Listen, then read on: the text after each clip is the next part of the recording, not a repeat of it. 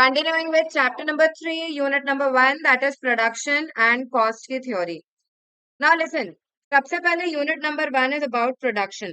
Production का मतलब होता है creation of utility. Creation of utility मतलब ऐसी कोई भी चीज करना जिससे सामने वाले की want satisfy हो पाए, उसे कहा जाता है production. अब चार तरह की यूटिलिटी की बात हुई है. What are those four kinds of utility? Firm utility, place utility, time utility and personal utility. जब हम किसी चीज का फॉर्म बदलते हैं, raw material is converted into finish good, mango is converted into mango shake, ये सारा है कन्वर्जन ऑफ फॉर्म. तो एक से दूसरी चीज में अगर हम फॉर्म कन्वर्ट करते हैं तो उसे कहा जाता है क्या? Form utility. दूसरा है प्लेस यूटिलिटी. प्लेस यूटिलिटी मतलब when the things are made available at right place. ठीक है, T made in Assam is made available all over India. तो प्लेस यूटिलिटी क्रिएट हो रही है. अब इसका एक अच्छा एग्जाम्पल जो एग्जाम में आ चुका है, that is extraction of minerals. Extraction of minerals is a very important example of place utility. Time utility मतलब सही टाइम पे चीजें अवेलेबल करवाना. Generally storage facility. Storage facility is regarded as an example of time utility. And आखिरी है personal utility. Personal utility मतलब services. Services are regarded as what? Personal utility. Labour की service, doctor की service, lawyer की service, ये होगी personal utility. तो there are four kind of utility. पहला है फॉर्म, दूसरा है प्लेस, तीसरा है टाइम और चौथा है पर्सनल. ओके, अब आते हैं अलग अलग फैक्टर्स ऑफ प्रोडक्शन पे और उनकी कैरेक्टरिस्टिक्स पे. सबसे पहले there are four factors of production: land, labour, capital और एंटरप्रेन्योर. हर एक की कैरेक्टरिस्टिक पढ़ेंगे हम, लेकिन दो की कैरेक्टरिस्टिक सबसे ज्यादा इंपॉर्टेंट है. One is land and another one is entrepreneur. Now listen, starting with the characteristics of land. Land is free gift of nature. Free gift of nature का क्या मतलब है? Land is not created by your ancestors. ये exam में आ चुका है.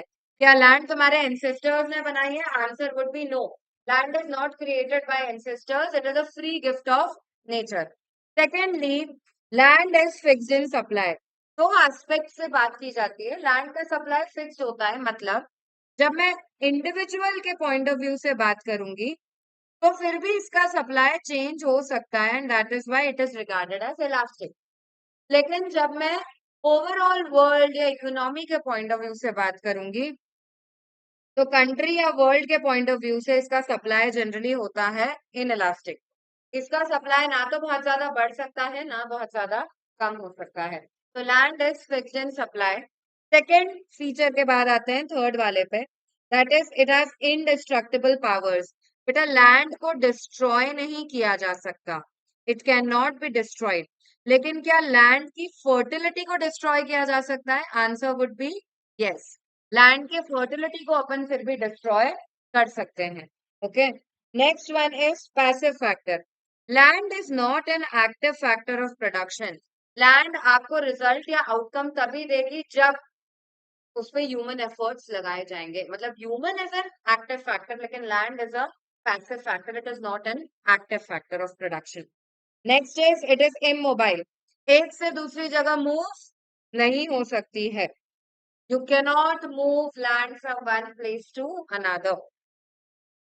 Multiple uses. Land can be used in agriculture, land can be used in construction, land can be used to establish an industry. यानी कि लैंड के एक use नहीं है, लैंड के मल्टीपल यूजेस होते हैं. अब देखो यार, ये सारे कैरेक्टरिस्टिक्स है ना, रटने की जरूरत नहीं है. द रीजन इज एग्जाम में एमसीक्यू फॉर्म में रहेगा, तो ऑटोमेटिकली तुमको आइडेंटिफाई करते आना चाहिए कि कौन सा लैंड का फीचर नहीं है या कौन सा लैंड का फीचर है. ठीक है, तो once you understand the things, it's not necessary to mugify the things. उसके बाद आता है लैंड हेट्रोजेनस होती है. What do I mean by heterogeneous? Heterogeneous का मतलब होता है कि लैंड एक जैसी नहीं होती, अलग अलग टाइप की होती है. It is of different types.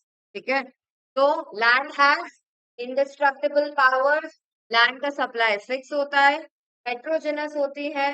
Then fixed in supply के अलावा it has what different uses. Immobile, apart from that, it is not created by your ancestors. It is a free gift of nature. It's a passive factor of production.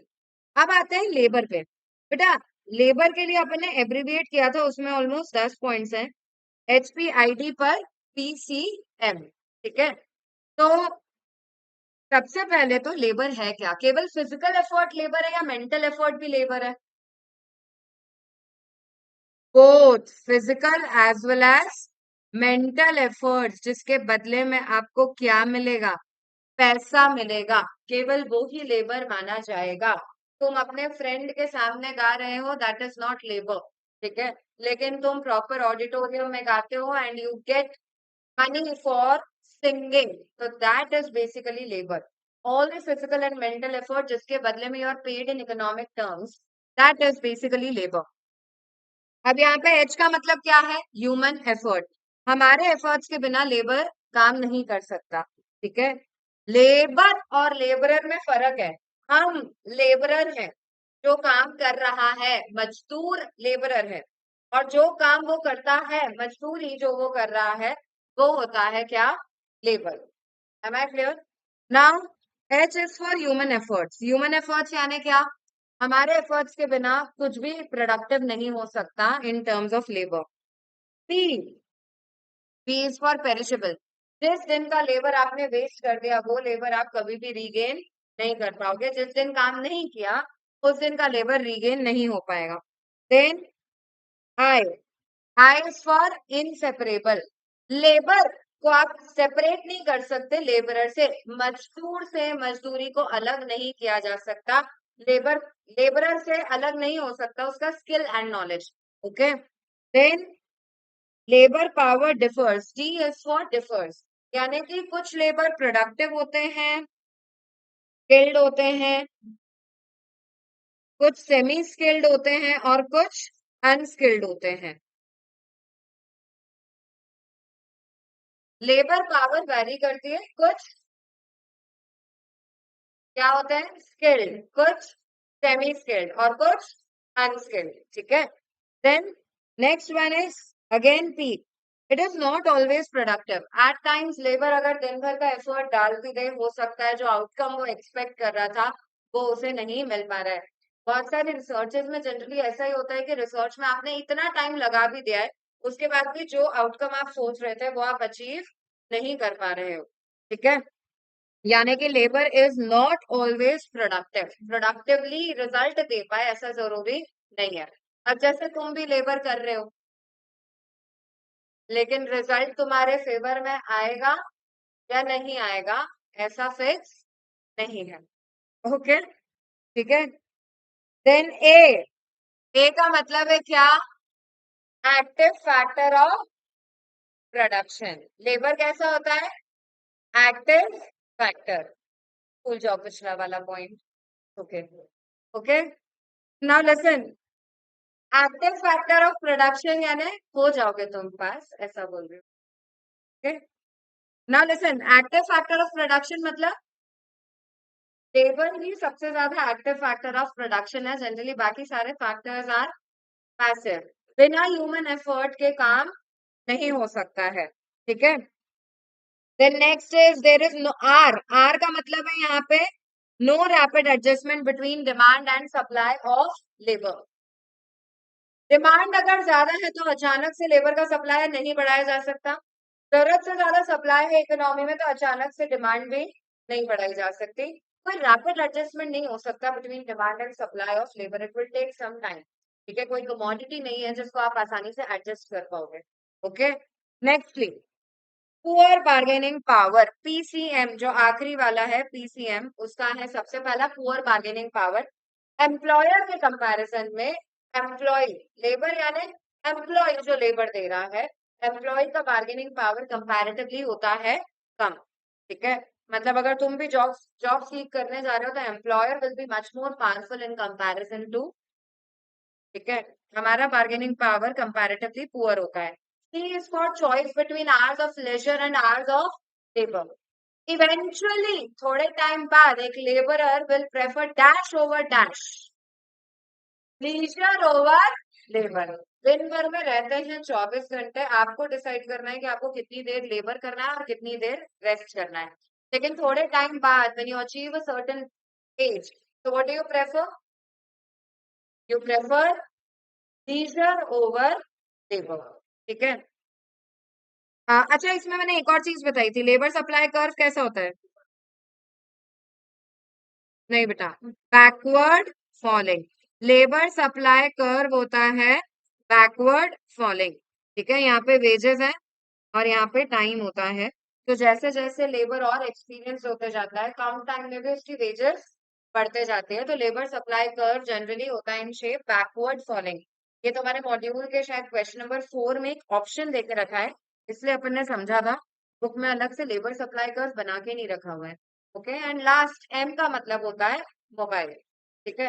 You need to repeat, H is for human efforts, E is for perishable, I is for inseparable, D is for labor power differs, P is for not always productive, A is for active factor, R is for no rapid adjustment between demand and supply, P is for poor bargaining power, C is for choice between labor and leisure, and M is for mobile. Now listen, labor supply curve कैसा होता है? It is backward falling. Coming on to third, capital. बेटा capital का definition है produced means of production.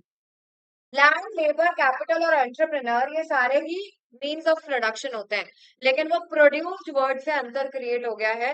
Produce मतलब जैसे artificially produce किया है ह्यूमन ने, man made factor of production इन सब में से एक ही है क्या?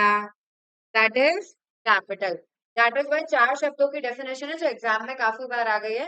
It is produced means of production, ठीक है।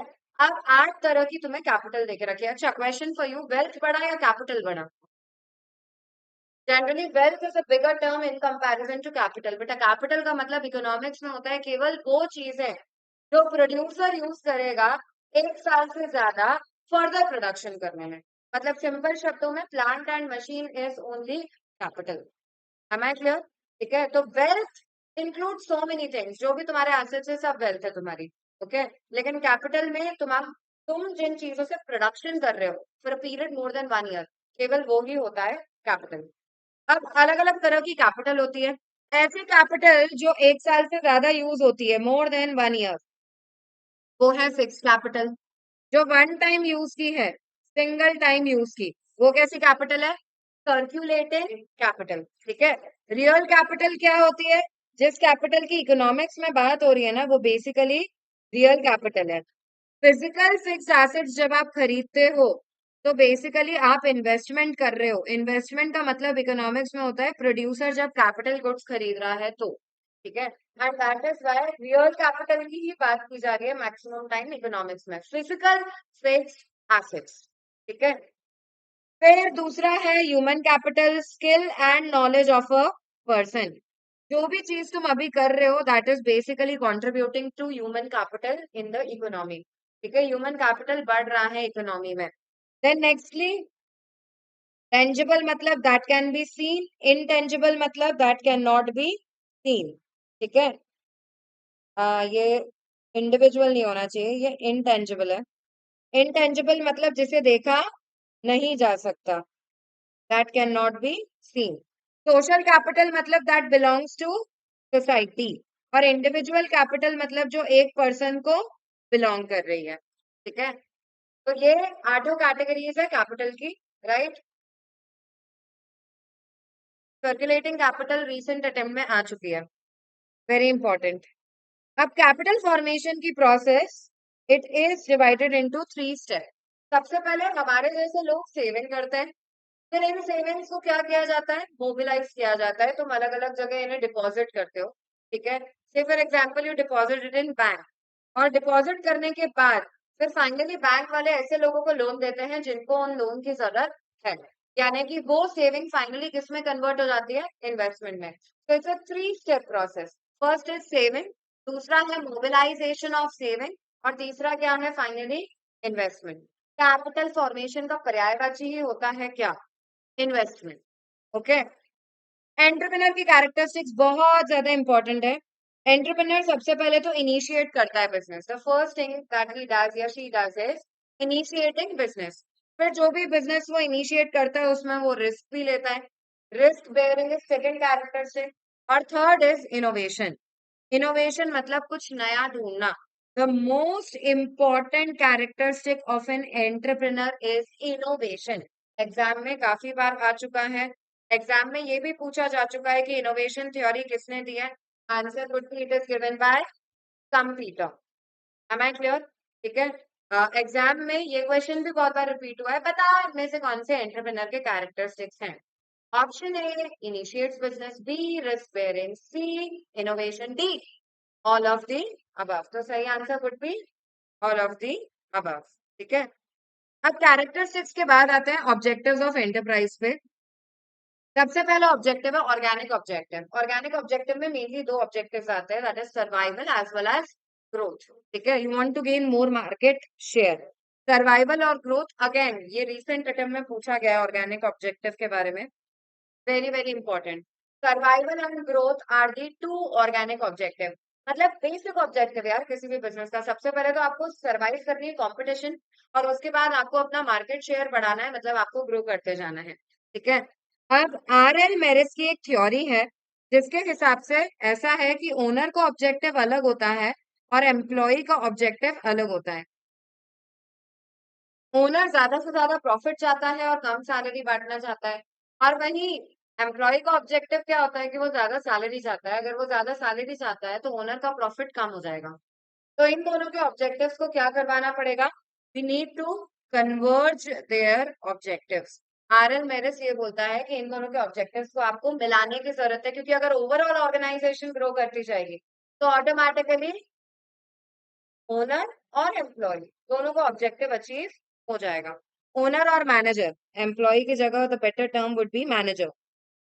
अब आते हैं इकोनॉमिक ऑब्जेक्टिव पे। तो मेन इकोनॉमिक ऑब्जेक्टिव क्या है, अर्निंग प्रॉफिट। पैसा अगर आपने नहीं कमाया तो आप आगे कोई भी ऑब्जेक्टिव पूरे नहीं कर पाओगे। It is with the help of profit that you will be in a position to cover social, national या ह्यूमन ऑब्जेक्टिव। ओके, तो profit is a very important thing. उसमें सबसे पहला आता है H A Simon. H A Simon ने बोला है कि किसी भी फर्म को केवल सेटिस्फाइंग प्रॉफिट ही चाहिए होता है। Okay, a firm only need satisfying profit. बेटा इन लोगों ने बोला क्या क्या है वो ध्यान रखना है। You may agree to them, you may disagree with them. It is okay. Okay. अब उसके हिसाब से तो केवल सेटिस्फाइंग प्रॉफिट ही चाहिए, केवल इतना प्रॉफिट चाहिए कि आप अपने बिजनेस को रन कर पाओ। ये सिमोन की थ्योरी है। दूसरा है बोमोल। बोमोल ने कहा है कि मेन टारगेट प्रॉफिट मैक्सिमाइजेशन नहीं है, मेन टारगेट क्या है, सेल्स मैक्सिमाइजेशन। आप ज्यादा सेल चाहते हो। ठीक है, तीसरा आता है विलियमसन। विलियमसन ने बोला है कि कंपैरेटिवली ज्यादा मार्जिनल यूटिलिटी सेटिस्फाई करनी पड़ेगी इन एन ऑर्गेनाइजेशन जहां पे ओनर अलग है और मैनेजर अलग है। अगर आप एक जॉइंट स्टॉक कंपनी के ओनर हो जहां पे ओनर और मैनेजर अलग अलग है, और अगर वहां पे तुम ऑब्जेक्टिव सोचोगे तो ओनर का ऑब्जेक्टिव होता है ज्यादा प्रॉफिट, ज्यादा मार्केट शेयर, शेयर्स की प्राइसेस बढ़नी चाहिए। लेकिन मैनेजर का ऑब्जेक्टिव होता है उसे सोशल सिक्योरिटी बेनिफिट्स चाहिए, उसे रिकॉग्निशन चाहिए, उसे अपना केबिन चाहिए पर्सनलाइज, उसको ज्यादा सैलरी चाहिए। यानी कि there are much more objectives to be fulfilled in an organisation जहां ओनर और मैनेजर अलग अलग है। लेकिन जहां ओनर और मैनेजर सेम है, ओनर एंड मैनेजर जहां सेम होते हैं इन जनरल, वहां क्या होगा, वहां पे कंपैरेटिवली कम यूटिलिटी फंक्शन सेटिस्फाई करने की जरूरत है। ठीक है, मतलब बेसिकली ओनर ही खुद मैनेज कर रहा है, तुम अपने आसपास जो भी शॉप्स देख रहे हो वहां पे वैसा ही सिनेरियो, ओनर हिमसेल्फ और हरसेल्फ इज द मैनेजर। तो ऐसी सिचुएशन में ज्यादा प्रॉफिट, ज्यादा सेल, ज्यादा मार्केट शेयर ही जाएगा, बहुत ज्यादा एस्टीम लेवल के गोल्स उसके नहीं होंगे। ठीक है, चौथा है सियर्ट एंड मार्च। सियर्ट एंड मार्च ने 4 गोल्स दिए हैं। There are 4 goals given by Cyert and March. पहला है इन्वेंटरी गोल, दूसरा है मार्केट शेयर, तीसरा है प्रोडक्शन और चौथा है सेल्स। ठीक है, तो inventory, sales, production and market share, these are the 4 goals given by Cyert and March. अब ये चारों ने क्या क्या दिया है ये तुम्हें ध्यान रखना पड़ेगा। Fine, coming on to next that is social objective. Society की तरफ किसी भी बिजनेस की क्या रेस्पॉन्सिबिलिटी है? To provide good quality products at reasonable prices, pollution ना करना, एंटी सोशल एक्टिविटीज ना कैरी आउट करना, एम्प्लॉयमेंट जनरेट करना। जो बेसिक सोसाइटी की तरफ तुम्हारी रेस्पॉन्सिबिलिटी होगी वो सब दे के रखी है।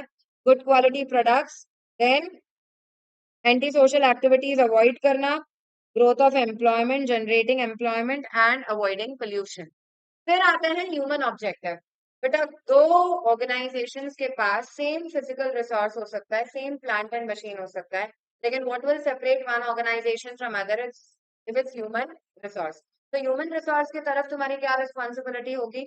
उनको सही सैलरी देना, giving fair deal to the employees, then development of their skills and knowledge, continuously उनको ट्रेनिंग प्रोवाइड करते रहना। Nextly help in the decision making, उनको पार्टिसिपेट करवाना इन द डिसीजन मेकिंग ताकि उन्हें बिलोंगिंगनेस का फील आए। And lastly making the job interesting and challenging. सबसे ज्यादा प्रॉब्लम आज की तारीख में यह आ रही है कि बहुत ज्यादा मोनोटोनस हो गए हैं जॉब्स, एंड उसे चैलेंजिंग और इंटरेस्टिंग बनाना ताकि आपका ह्यूमन रिसोर्स खुश रहे, वो करना बहुत इंपॉर्टेंट है। फाइनली आता है नेशनल ऑब्जेक्टिव्स की तरफ। नेशन की तरफ क्या रिस्पॉन्सिबिलिटी है? सबसे पहले fair opportunity to all irrespective of the religion, caste, creed. आपको सबको फेयर अपॉर्चुनिटी देनी है। नेशनल प्रायोरिटी की चीजें बनानी है। ऐसे प्रोडक्ट्स बनाओ जिससे कि कंट्री कैसी बने? Self reliant. And lastly providing training. ठीक है, training as a common objective in human objective as well as national objective. अब दो और छोटे छोटे थ्योरी टॉपिक्स हैं। Next is constraints of an enterprise. कोई एंटरप्राइज शुरू करने के पहले आपको क्या करना पड़ेगा? फ्लॉप मिलो। बहुत सारे लिमिटेशंस है, अपने अपने एब्रिविएट किया है as FLOP MILO. F is for finance. बेटा फाइनेंस का डिसीजन लेना होता है कि कहाँ कहाँ से आप फाइनेंस अरेंज करोगे, what will be the source of finance, and उसका एप्लीकेशन कहाँ कहाँ करना पड़ेगा। ठीक है, where will you apply it, what is the source and what is the application of finance.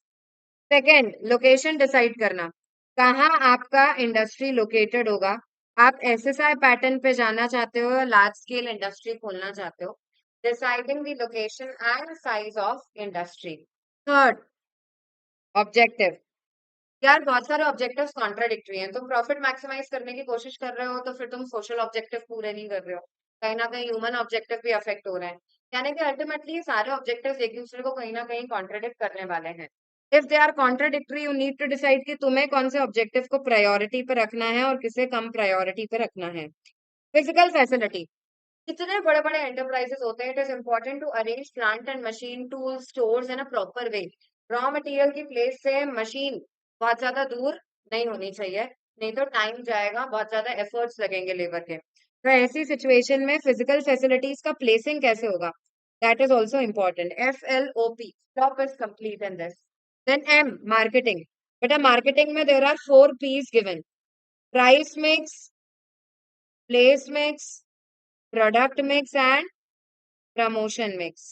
4 चीजों का ध्यान रखना पड़ता है। किस प्राइस पे चीजें लॉन्च करनी है, कैसे लॉन्च करनी है, कितने इंटरमीडियरीज इन्वॉल्व होंगे, चैनल कैसा होगा, कितने एजेंट्स, होलसेलर्स, रिटेलर्स को आप इन्वॉल्व कर रहे हो। Then apart from that product mix, मतलब प्रोडक्ट में कैसी लेबलिंग होगी, पैकेजिंग होगी, ब्रांडिंग होगी। And P is for promotion. 4 तरह के प्रमोशन हो सकते हैं: advertisement, publicity, personal selling and sales promotion. ठीक है, एडवर्टाइजमेंट और पब्लिसिटी दोनों मास लेवल पे होता है। पब्लिसिटी नॉन पेड फॉर्म है और एडवर्टाइजमेंट पेड फॉर्म है। सेल्स प्रमोशन मतलब टेम्पररी स्कीम्स जो आप लेकर आ रहे हो। एंड अपार्ट फ्रॉम दैट एक और कौन सा रह गया? Personal selling. 1 to 1 अगर सेल हो रहा है इंडिविजुअल को तो दैट इज पर्सनल सेलिंग। ठीक है, MILO, MILO. I is for industrial relations, मतलब एम्प्लॉयर और एम्प्लॉय के रिलेशन कैसे हैं, that is very important. Work atmosphere कैसा होना चाहिए, आपको कितना लिबरल रखना है वो work atmosphere, that is complete decision of an organisation and that is a very important decision to be taken. Then L is for legal formalities. किसी भी ऑर्गेनाइजेशन को स्टार्ट करने से पहले बहुत सारी लीगल फॉर्मेलिटीज करनी पड़ती हैं, वो ध्यान में रखनी होंगी। And O is for organisational structure.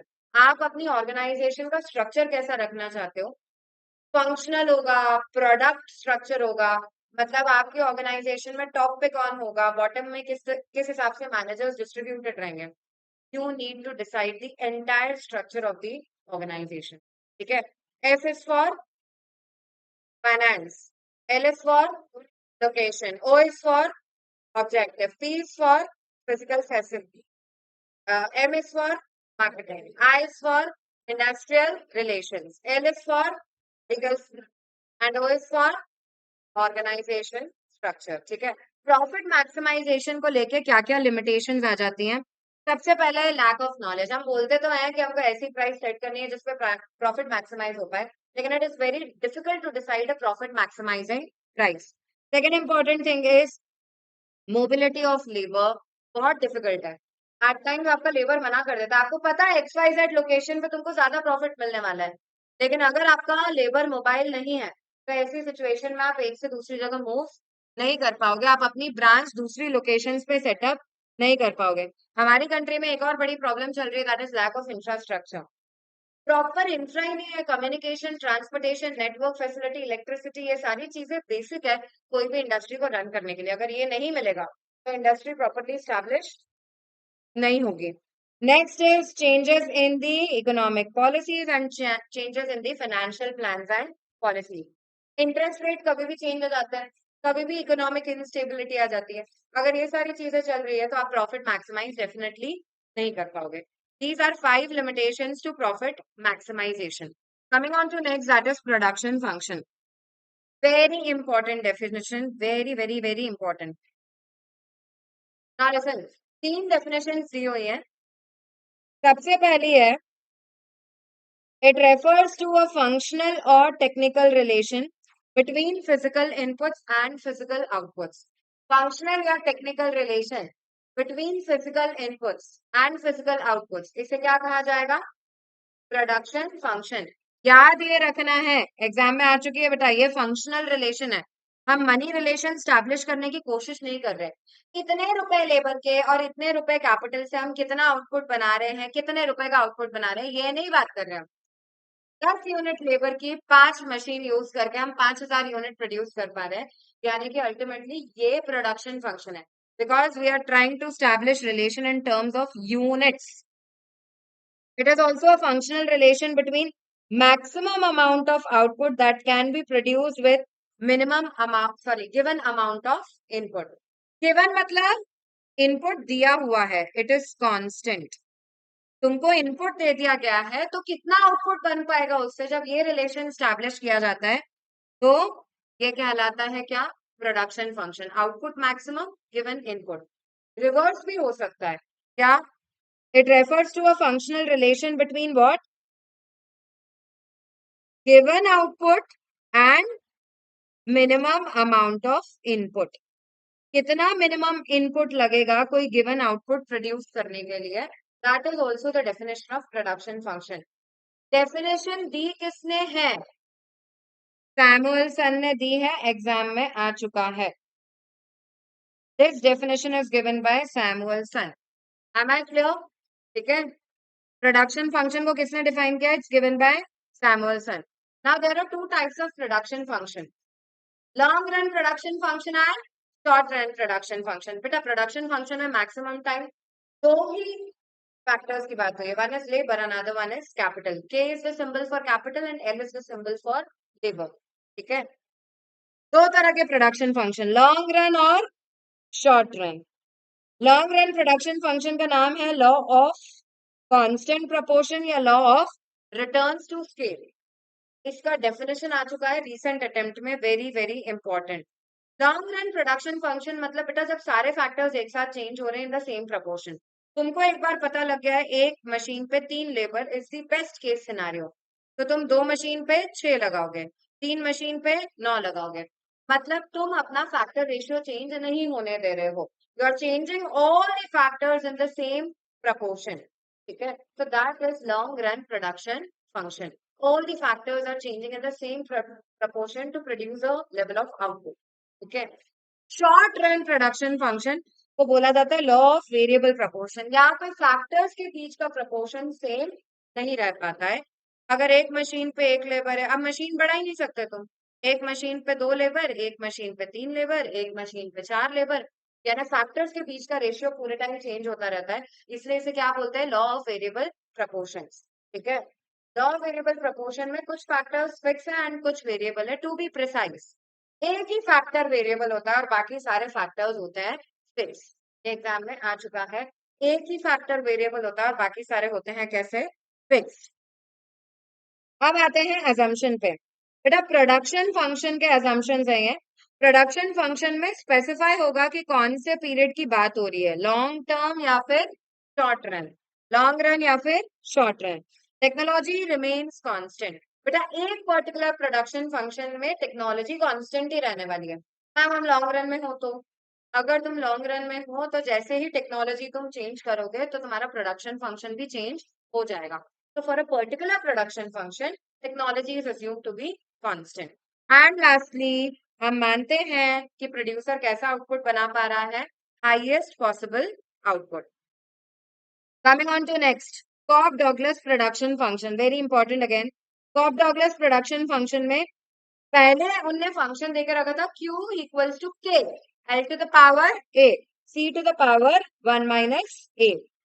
बाद में जो प्रोडक्शन फंक्शन आया that is Q equals to K L to the power A C to the power B। 2 bar production function दिए गए हैं। जब पहली बार दिया तो ये अप्लाई हो रहा था केवल CRS पे, कांस्टेंट रिटर्न्स टू स्केल। लेकिन बाद वाला जो इनने दिया उसके हिसाब से ये तीनों स्टेजेस पे अप्लाई होता है। IRS, CRS, DRS। Full form क्या है? Increasing returns to scale, constant returns to scale and diminishing returns to scale। इसमें मैंने तुमको बताया था कॉप डॉगलस ने रिलेशन भी देके रखा है। अगर a प्लस बी, ये जो स्मॉल है और स्मॉल बी है ना, इन दोनों का वैल्यू 1 से बड़ा आता है, इनको ऐड करने पे वैल्यू 1 से बड़ा है तो स्टेट चल रही है IRS। अगर a प्लस बी 1 के बराबर है तो स्टेट चल रही है CRS। अगर a प्लस बी किया तुमने और इसका टोटल 1 से कम है तो कौन सा स्टेज चल रहा है? DRS। ये आगे देके रखा हुआ है लेकिन मैंने क्योंकि वो टॉपिक अभी आया तो अभी बता दिया। ये वाला CRS पे अप्लाई होता है पुराना फॉर्मूला, और नया वाला जो है वो तीनों स्टेजेस पे लग जाता है। क्वेश्चन आ चुका है एग्जाम में। देखो न्यूमेरिकल इस पे आज तक कभी नहीं पूछा गया, पूछा जाए भी तो now you know how to solve it. Okay, लेकिन आज तक कभी नहीं पूछा गया है। अब कॉब डॉगलस प्रोडक्शन फंक्शन में एक क्वेश्चन यह आया था कि बताओ कॉब और डॉगलस ने कौन से 2 फैक्टर्स यूज किए हैं, कौन से 2 इनपुट्स हैं? That is labour and capital. ठीक है, फिर 3/4 कंट्रीब्यूशन किसका आता है? लेबर का। और 1/4 किसका आता है? कैपिटल का। ठीक है, ये जो फंक्शन है that is applicable on all types of, अच्छा मैंने यहाँ पे लिखा भी हुआ था, that is applicable on all manufacturing industries. Am I clear? ठीक है, आगे बढ़ते हैं। प्रोडक्शन के 3 कॉन्सेप्ट, ये तो बहुत आसान है यार। TP, MP, AP. Total product मतलब sum total of output produce by making use of all available inputs. ठीक है, एमपी मतलब additional output produce by every additional variable input. ध्यान ये रखना, यहाँ पे यूज हुआ है वेरिएबल इनपुट क्योंकि फिक्स्ड इनपुट तो कभी चेंज ही नहीं होता है। लॉ ऑफ वेरिएबल प्रपोर्शंस की हम बात कर रहे हैं, तो जितना भी आउटपुट एडिशनली बढ़ेगा वो बढ़ेगा because of variable factor. Fix factors कभी भी चेंज नहीं होते। There are 2 kinds of factors that we talk about, one is fixed and other one is variable. ठीक है, शॉर्ट रन में फिक्स फैक्टर्स चेंज नहीं होते हैं, केवल वेरिएबल फैक्टर्स चेंज होते हैं। और लॉन्ग रन में सारे फैक्टर्स कैसे होते हैं? वेरिएबल ही होते हैं। ठीक है, सारे चेंज हो सकते हैं क्योंकि एवरेज प्रोडक्ट को भी डिफाइन कैसे किया जाता है? It is output produce per unit of variable input. ठीक है, क्योंकि यहाँ पे जो इनपुट चेंज होता है वो वेरिएबल इनपुट ही है, फिक्स्ड इनपुट तो चेंज ही नहीं होता। तो फॉर्मूला में क्या लगेगा? Total product divided by quantity of variable input. Q is quantity of variable input.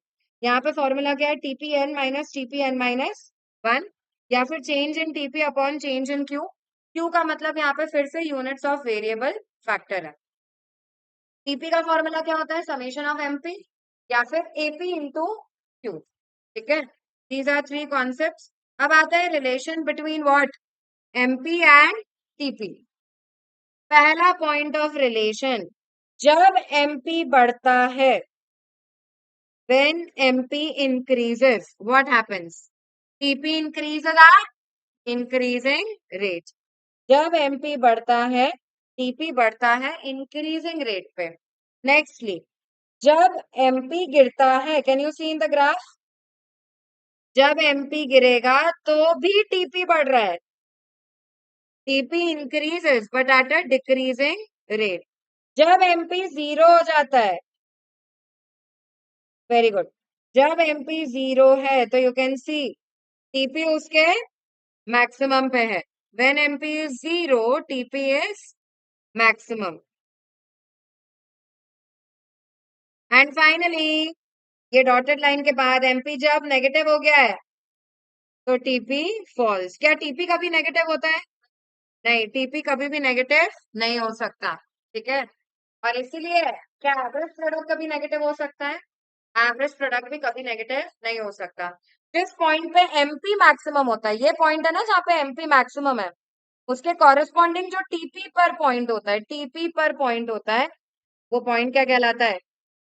Point of inflection, INFLEXION, inflection नहीं है वो, ठीक है, that is point of inflection. जिस पॉइंट पे एमपी मैक्सिमम होता है उसके कॉरेस्पॉन्डिंग जो टीपी पे पॉइंट आता है, या फिर ऐसा भी बोल सकते हैं जहाँ पे टीपी अपना स्लोप चेंज कर रहा है। इससे पहले TP increases at increasing rate और इसके बाद TP increases at decreasing rate. आते हैं relation between MP and AP. You can see the graph here. जब बेटा दोनों ही बढ़ के घट जाते हैं, मैंने तुम्हें एक सिंपल तरीका बताया इसको समझने का। मार्जिनल हमेशा जल्दी बढ़ता है और जल्दी घटता है, और एवरेज हमेशा धीरे बढ़ता है और धीरे घटता है। तो बढ़ते टाइम हमेशा मार्जिनल बड़ा होता है और घटते टाइम हमेशा एवरेज बड़ा होता है। भले वो प्रोडक्ट हो, कॉस्ट हो, रेवेन्यू हो, कुछ भी हो, ठीक है। बढ़ते टाइम हमेशा मार्जिनल बड़ा होगा और घटते टाइम हमेशा एवरेज बड़ा होता है, ठीक है। इससे बहुत अच्छा क्वेश्चन बना रहा है तुम्हारा module. You need to remember these points of relation really well. जब एपी बढ़ता है, can you see the graph of AP? बेटा जो नेगेटिव जा रहा है ना, नेगेटिव, वो एमपी है, ठीक है। दिस ग्राफ इज एमपी का ग्राफ, और जो नीचे नेगेटिव एक भी बार नहीं हुआ वो एपी है। तो जब एपी बढ़ेगा, जब एपी बढ़ेगा, ग्राफिकली देखो, तो एमपी बढ़ा है या एपी बढ़ा है? MP is greater than AP, ठीक है। तो पहला पॉइंट ऑफ रिलेशन है, when AP increases MP is greater than AP. Then इस पॉइंट के बाद एपी गिरना शुरू हो गया। जब एपी गिरता है, एपी गिरता है तो कौन किससे बड़ा है? यहाँ पे एपी होना चाहिए यार, एमपी नहीं है, एपी होगा यहाँ पे। When AP decreases then AP is greater than MP, AP is greater than MP, fine. फिर उसके बाद एपी और एमपी जब बराबर होते हैं तो कौन उसके मैक्सिमम पे होता है? ध्यान रखना, AP is at its maximum. AP MP जब बराबर हुए ना, इंटरसेक्ट करे, तो एपी उसके मैक्सिमम पे है। कौन सा कभी नेगेटिव या जीरो नहीं हो सकता? एपी कभी नेगेटिव या जीरो नहीं हो सकता, लेकिन एमपी नेगेटिव या जीरो हो सकता है। चार पॉइंट्स ऑफ रिलेशन है between AP and MP. Question, I ask you question. अगर मैं तुमको बोलूं एपी है 10 और एमपी है 9, बताओ क्या होगा? एपी एमपी दोनों बढ़ रहे हैं, एपी एमपी दोनों कम हो रहे हैं, एपी बढ़ रहा है एमपी कम हो रहा है, या एमपी बढ़ रहा है एपी कम हो रहा है?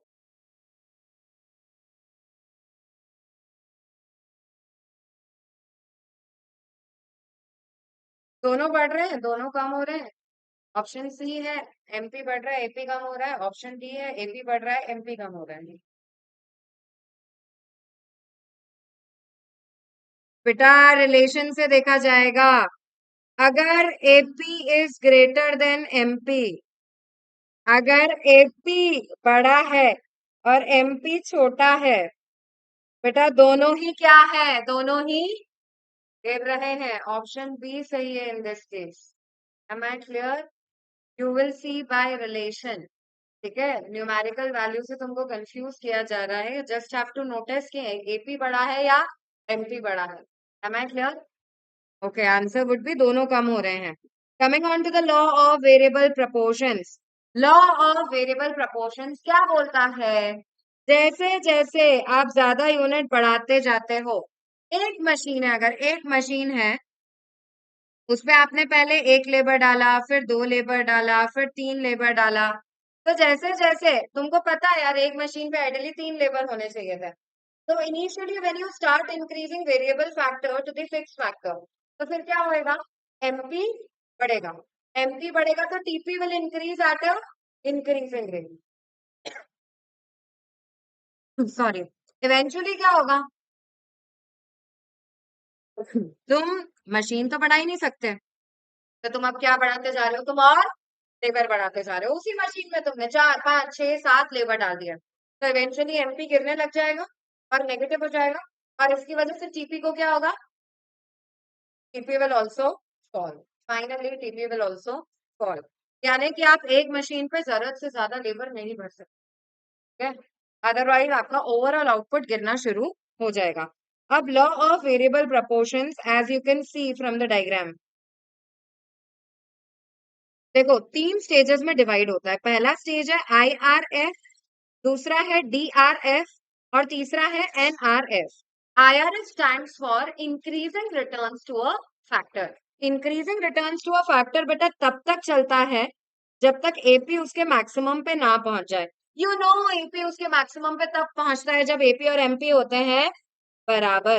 तो बेटा ये जो है ना, ये डॉटेड लाइन जो पहली बनी हुई है, ये बता रही है IRF, increasing returns to a factor. ठीक है, you can see the point here, MP जहां पे मैक्सिमम है इसके कॉरेस्पॉन्डिंग जो टीपी पे पॉइंट आ रहा है उसको नाम देकर रखा है क्या? Point of inflection. Okay, now तुमको रिलेशन बताना है। जब आईआरएफ चलता है, आईआरएफ तब तक चल रहा है जब तक ये डॉटेड लाइन जा रही है। बताओ what happens to AP? AP पूरे टाइम बढ़ रहा है और मैक्सिमम पे पहुंच रहा है। What happens to MP? MP बढ़ भी रहा है और कम भी हो रहा है। और अगर एमपी बढ़ भी रहा है और कम भी हो रहा है तो what will happen to TP? TP will increase at increasing as well as decreasing rate. TP increasing as well as decreasing rate दोनों पे चेंज हो रहा है। Am I clear? Next stage तब तक चलती है जब तक एमपी क्या हो जाता है? जीरो। एमपी इस पॉइंट पे जीरो है, कैन यू सी? ये स्टेज है डी आर एफ। बताओ इस स्टेज में क्या होगा? एपी, एपी को क्या हो रहा है? दिस इज एपी, एपी गिर रहा है। एमपी, एमपी भी गिर रहा है। और अगर एमपी गिर रहा है तो TP will increase but at a decreasing rate. TP increases at a decreasing rate. Finally coming on to the third stage that is NRF, negative returns to a factor. बचा हुआ जो हिस्सा है वो एनआरएफ है। एनआरएफ तब start होता है जब एमपी हो जाता है नेगेटिव। इस स्टेज में एमपी नेगेटिव है। एपी को क्या हो रहा है? एपी नेगेटिव हो गया क्या? नहीं, एपी डिक्रीज हो रहा है लेकिन नेगेटिव नहीं हुआ है। What happens to TP? TP also falls. बेटा टीपी एक भी बार नेगेटिव नहीं होता है, और टीपी तब तक नहीं गिरता जब तक एमपी नेगेटिव ना हो जाए। ठीक है, इससे पिछली कोई भी स्टेज में टीपी अभी तक नहीं गिरा है। करेक्ट इनकरेक्ट में बहुत पॉपुलर क्वेश्चन बनते हैं। क्या एनआरएफ की स्टेज में, एनआरएफ की स्टेज में एपी एमपी दोनों नेगेटिव हो जाते हैं? नहीं। क्या टीपी और एपी नेगेटिव हो जाते हैं? नहीं। एमपी नेगेटिव हो जाता है? हाँ। लेकिन एनआरएफ की स्टेज से पहले क्या टीपी नेगेटिव होता है? Answer is no. Sorry, TP गिरता भी है क्या? Answer would be no. NRF की स्टेज से पहले टीपी कभी भी नहीं गिरेगा। अब आते हैं आईआरएफ और डीआरएफ ऑपरेट क्यों होता है? ऐसा क्यों होता है कि शुरू में आपने मशीन पे लेबर लगाया तो आईआरएफ ऑपरेट होगा और उसके बाद डीआरएफ ऑपरेट होगा? सबसे पहला रीजन फॉर आईआरएफ, शुरू में तुम्हारी मशीन पूरी तरह से यूज नहीं हो रही थी, तो to fuller utilise your fixed factor, वो मशीन को बेटर यूज करने के लिए जब आपने नया नया लेबर और इंट्रोड्यूस किया, एक दो तीन लेबर आए उस मशीन पे, तो इट रिजल्टेड इनटू आईआरएफ। इसकी वजह से डिवीजन ऑफ लेबर और स्पेशलाइजेशन आ पाया, आप ज्यादा अच्छे से अपना हर प्रोसेस डिवाइड कर पा रहे थे। And lastly better coordination between labour and machine. ठीक है, लेकिन डीआरएस एक पॉइंट के बाद ऑपरेट होना क्यों शुरू हो गया? क्योंकि जरूरत से ज्यादा लेबर उसी मशीन पर अगर डल जाएगा और आपका फिक्स फैक्टर फिक्स है, फिक्सिटी ऑफ फिक्स फैक्टर, आप फिक्स फैक्टर तो बढ़ा ही नहीं पा रहे, मशीन तो बढ़ा ही नहीं पा रहे हो, तो एक पॉइंट के बाद डीआरएस ऑपरेट होगा, क्योंकि कैपिटल और लेबर के बीच का कोऑर्डिनेशन बिगड़ते जा रहा है and factors of production are not very good substitutes of each other. तुम कोशिश कर रहे हो कि तुम मशीन को सब्स्टिट्यूट कर दो विद इंक्रीज्ड लेबर, लेकिन ऐसा हो नहीं पाएगा, क्योंकि फैक्टर्स ऑफ प्रोडक्शन एक दूसरे के अच्छे सब्स्टिट्यूट्स नहीं होते। ये पूरा लॉ कुछ अजम्पशन पे चलता है क्या? फिजिकल इनपुट्स एंड आउटपुट्स की बात हो रही है, टेक्नोलॉजी कांस्टेंट मानी गई है शॉर्ट रन में, अदरवाइज भी टेक्नोलॉजी कांस्टेंट होती है। At least one fix factor, very important point बेटा, एक फैक्टर वेरिएबल होता है and all others are fixed factors. ठीक है, का ये मतलब है एटलीस्ट वन फिक्स फैक्टर का मतलब है कि कम से कम एक फिक्स फैक्टर तो होना ही चाहिए, एक से ज्यादा ही रहते हैं, वेरिएबल फैक्टर केवल एक होता है। ओके, एंड ये लॉ वहां नहीं लगेगा जहां आप चाहते हो कि सेम प्रपोर्शन में सब कुछ चेंज हो जाए। ठीक है, आपके factors of production same proportion में चेंज नहीं होंगे, इसलिए इसका नाम लॉ ऑफ वेरिएबल प्रपोर्शन है। रिटर्न्स टू स्केल वो लॉ जो लॉन्ग रन पे लगता है। पहला स्टेज है इसका increasing returns to scale. Increasing returns to scale में percentage increase in output is greater than percentage change in input या इंक्रीज इन इनपुट। जहां पे आउटपुट और इनपुट में बराबर का चेंज है, तुमने 10% से इनपुट बढ़ाया तो 10% से आउटपुट बढ़ गया, वो है सीआरएस। लेकिन तुमने 10% से इनपुट बढ़ाए तो तुम्हारा आउटपुट केवल 5% से ही बढ़ा, तो वो है DRS, diminishing returns to scale. ये तीनों इक्वेशन मैं पहले ही बता चुकी हूँ, ए प्लस बी वाली। और लीनियर होमोजेनस प्रोडक्शन फंक्शन किसका दूसरा नाम है? It is CRS, constant returns to scale. Linear homogeneous production function CRS को कहा जाता है। एक और क्वेश्चन है, बताओ, अगर there is 10% increase in input which results into a 5% fall in output, ये कौन सा स्टेज है? इंक्रीज इन इनपुट 10% हुआ जिसकी वजह से 5% से आउटपुट गिर गया, तो ये कौन सा स्टेज है? This is no stage of returns to scale. ये कोई सा भी स्टेज नहीं है बेटा, उल्टा रिलेशन एक भी बार ये लॉ नहीं बताता है। इनपुट बढ़ा है तो आउटपुट भी बढ़ेगा। ठीक है, किस रेट से बढ़ेगा वो अलग हो सकता है, लेकिन इनपुट बढ़ा है तो आउटपुट कम हो गया ऐसा बिल्कुल भी नहीं हो पाएगा। I clear? न्यूमेरिकल्स मैंने करवाए हुए हैं, वो एक बार देख के जाना है बिफोर एग्जाम। प्रोडक्शन ऑप्टिमाइजेशन, इसमें 3 ग्राफ की बात करिए। एक प्रोड्यूसर अपना प्रॉफिट कैसे मैक्सिमाइज कर सकता है, तो सबसे पहले आइसोक्वेंट। आइसोक्वेंट एक ऐसा ग्राफ है जिसमें हम दो फैक्टर्स के ऐसे कॉम्बिनेशन क्रिएट करते हैं जो आपको इक्वल आउटपुट देगा, लेबर और कैपिटल का ऐसे कॉम्बिनेशन जो सेम आउटपुट देगा। आइसोक्वेंट के सारे पॉइंट्स पे आउटपुट होता है कांस्टेंट। दूसरा आइसोकॉस्ट लाइन, आइसोकॉस्ट लाइन का ही दूसरा नाम है budget line, producers budget line. ठीक है, ऐसी लाइन जिसपे दो फैक्टर्स आप सेम रिसोर्सेज से खरीद सकते हो, फैक्टर्स की बात हो रही है। और तीसरा है फाइनली प्रोड्यूसर का इक्विलिब्रियम। बेटा इक्विलिब्रियम कब अचीव होगा? When dash is tangent to dash, क्या? Isocost line is tangent to isoquant. ठीक है, इन द गिवन ग्राफ बताओ इक्विलिब्रियम कहाँ आ रहा है? पॉइंट सी पे, जहां पे तुम्हारी आइसोकॉस्ट लाइन जो है, जो एम से स्टार्ट हो रही है, ठीक है, एम वाली लाइन टैंजेंट की तरह टच कर रही है तुम्हारे आइसोक्वेंट को पॉइंट सी पे, तो यही तुम्हारा प्रोड्यूसर्स इक्विलिब्रियम होता है, जहां पे एक प्रोड्यूसर अपना प्रॉफिट मैक्सिमाइज कर पाता है। ठीक है, इसके साथ यूनिट नंबर 1 ऑफ चैप्टर 3 होती है खत्म।